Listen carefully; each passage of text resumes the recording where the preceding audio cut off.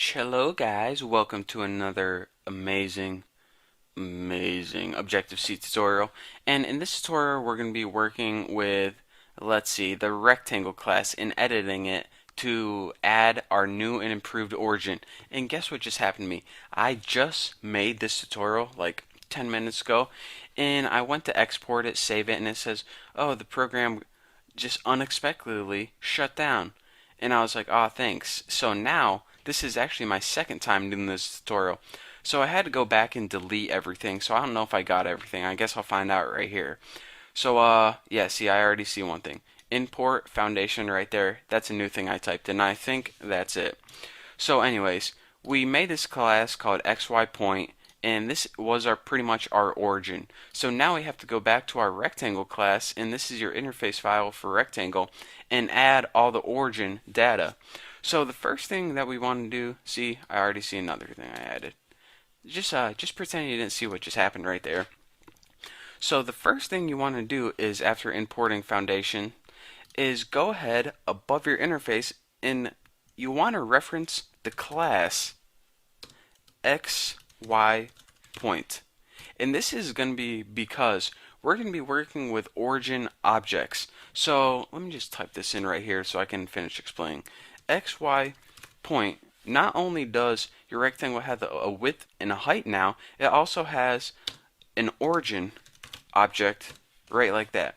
So what's going to happen is this. Your interface rectangle has a width, that's integer. It's going to look through, it's going to say, oh, you have another integer called height. That's alright, I know all those things are variables, int. And then it's going to say, alright, WTF is XY point. I've never seen that. That isn't built into my system. And what's this, star origin? WTF? And it's going to be like, oh, I see what's going on here. This was never built into my system like integers and stuff. You made your own class called XY point. So if we didn't have this little reference right here, when it came across this, it wouldn't know what's going on. So now when we come across it, we already told it it's a class that we made. So that's what this and this means. So aside from that, what we want to do is we want to build methods to deal with this new origin property. We want to build one method to pretty much just get it back whenever we need our origin so it can tell us what it is. And we need another method to set the origin to a point like 100, 200, 800, 600. So let's go ahead and build the headers for those right there. You don't need to include them for a property because we're going to be, well, you won't. Don't worry about it. The first thing we're going to do is return our origin to us. So let's go ahead and XY point where we want to be getting an origin object back, and we want to name this method origin. So whenever we call this method, all it's going to do is return the origin to us. Simple enough. And these methods are incredibly simple once you see us build them. The next method what we're going to build is called set origin, and we are going to pass it an XY point, and we'll just name that point. And what it's going to do is pretty much set the origin for us. Oh yeah, you probably couldn't tell that by the name, could you? So let's go ahead and copy these for the headers. I want to make sure I didn't do anything else. Looks good enough. Now in your implementation class, let me make sure I didn't include anything from the other tutorial. Alright, import rectangle image, implement rectangle with size. See, I think all we need to do is make our methods.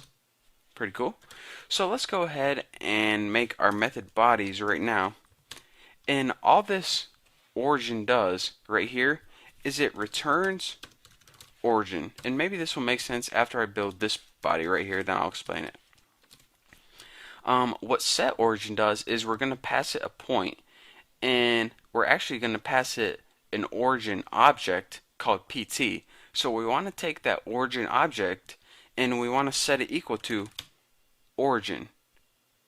Okay? Set it equal to PT. So now, check this out. The point we pass it, which is going to be pretty much the object that we pass it, is going to be equal to origin.